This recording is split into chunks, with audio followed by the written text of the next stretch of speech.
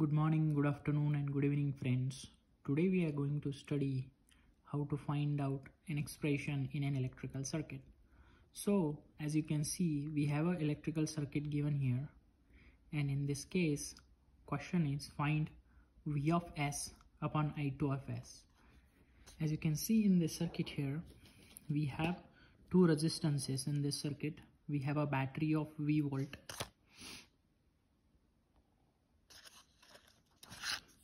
We have current I1t flowing in this loop. We have current I2t in this loop. And as you can see, we have capacitor also in this circuit. So what is the first step of doing this? Basically, they are asking in S, like what is V of S and I2 of S. So basically for that, we have to convert this circuit into S domain from time domain to S domain. What I have to do for that is I have to convert this circuit into S domain. So as to convert this circuit into S domain, resistance will remain resistance. V of t will become V of S. I1 of t will become I1 of S. I2 of t will become I2 of S. The inductor will become Ls and the capacitor become 1 upon Cs. As you can see, we have two circuits, the previous one and the new one, after converting into the S domain, right? So let's assume this is mesh 1 and this is mesh 2, right? So now we know Kirchhoff's voltage law at mesh 1, right? The algebraic sum of voltages around a loop is always equal to 0. So by Kirchhoff's voltage law at mesh 1, we can write V minus R I1S minus Ls I1S minus I2S. Why I1S minus I2S? Because this is the current flowing into this branch. Similarly, so if you solve V of S, I'm just taking out the other two terms, like these two terms on right hand side. That will get us the expression of V of S equal to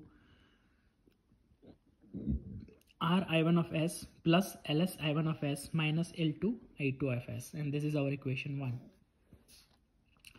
Similarly, if I apply Kirchhoff's voltage law at mesh 2, which is this, how we can write? It will be minus R I2 of S minus 1 upon Cs I2 of S and plus I1 minus I2 of S into Ls, right? So that's what I have written here. And if we solve this equation, like I have taken, if you see SL into I1 of S, that's what I have written here. SL or Ls into I2 of S is equal to R I2 of S plus 1 upon Cs I2 of S. I have just taken these two terms on right hand side and this term on the left hand side. So now if you take I1S of S, excuse me, so we have two terms with I2 of S, right? The I2 of S R and I2 of S Ls, right?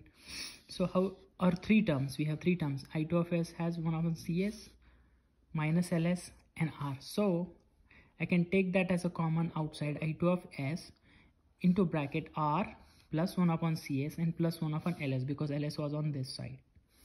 So if you solve for I1 of S, we will get an expression of I2 of S into bracket 1 plus RCS plus LCS square upon LCS square. So this is our equation 2. Now putting 2 in equation 1, 2 is expression of I1 of S.